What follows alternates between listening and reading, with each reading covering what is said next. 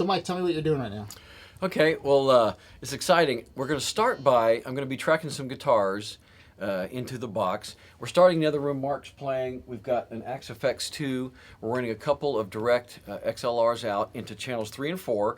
And I just so happen, those obviously come blank on the console, but you can put anything you want. We've got a couple JDK V14s.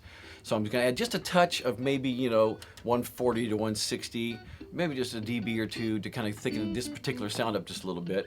And then preamp wise, we're hitting it pretty good, so it definitely sounds punchy and thick, which is great. So Mark, you can, we've got the talkback and everything set up. Can you hear me good? Absolutely. Okay, well let's start from the top, and I'll hit what's called the record button, and we'll see if you can actually play something. That'll be great. That'd be great.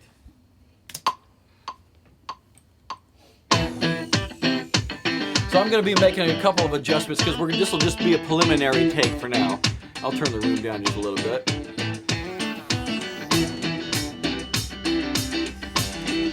Good. All right, so everything's pretty much set up. One of the nice things about this desk is the fact that you literally can be plugged in and set up and ready to go in 15 or 20 minutes. I mean, in any kind of scenario, whether it's even alive or on a bus or anything, it's really pretty incredible.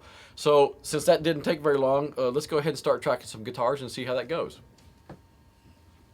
Ready, bud? Ready, brother. All right, we're rolling.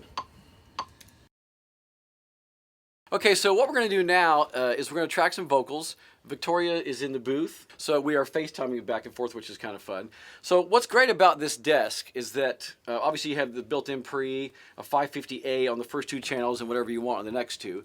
So I'm bumping a little 2.5 on the 550A, and of course filtering it at 50 hertz, which is built into each channel. And then what's cool too is that you can have the two stereo compressors can be individual mono or as a bus compressor in stereo. So I'm using the top side, soft and old, just a couple dB just to kind of keep it from level it out just a little bit and keep anything from going over. And so what we're going to do is we're going to hit play here for a second, and then have her see how levels and everything's doing in her ear. Then we'll try a couple takes and see how it goes. So, how you doing in there? Awesome. Okay, let me go ahead and get some levels. Let me hit play, and then if you tell me everything's good, then we're going to roll. Cool.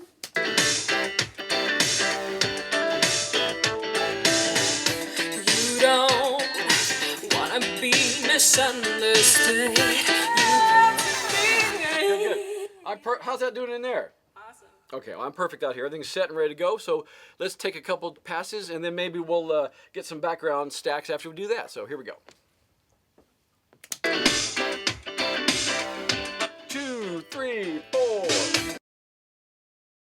We're a little bit into the mix now, and one of the great features about this console is that it has this 0 dB unity button. So by engaging that on each channel, it puts that particular channel to unity. So now I'll keep a cool little tip is that I'll keep the fader sitting at unity, and that way if I need to make any little micro moves or whatever, you could always pull it out. Let's say for example the drums are sitting here on 3 and 4, and that way if it's a certain spot in the song or whatever, I'll go ahead and just pop those two channels out. And then of course if I do need to make a little a little gain, it's there. And of course if those are kicked in, then no matter what I do over here, it doesn't affect anything. So that's a really great feature about this desk. I can tell you right now, the box is going to help in the future because software comes and goes, things change, controllers change. This is still going to be affecting the sound of what we work on, whether it's next week or 10 years from now. This is a type of piece of gear that will really, inspire you, lead you to be more creative, when you're working on sessions and working on stuff, whether it's writing, tracking, mixing, because it just gives you such a fantastic sound. I've seen it happen in stuff that we were working on, where a song was at a certain point, all of a sudden you start summing it through the box, and all of a sudden you're like, oh, and then you get new ideas of what if we did this and what if we did that. It's a fantastic tool to help you get your music, to a new place that it may not have been before.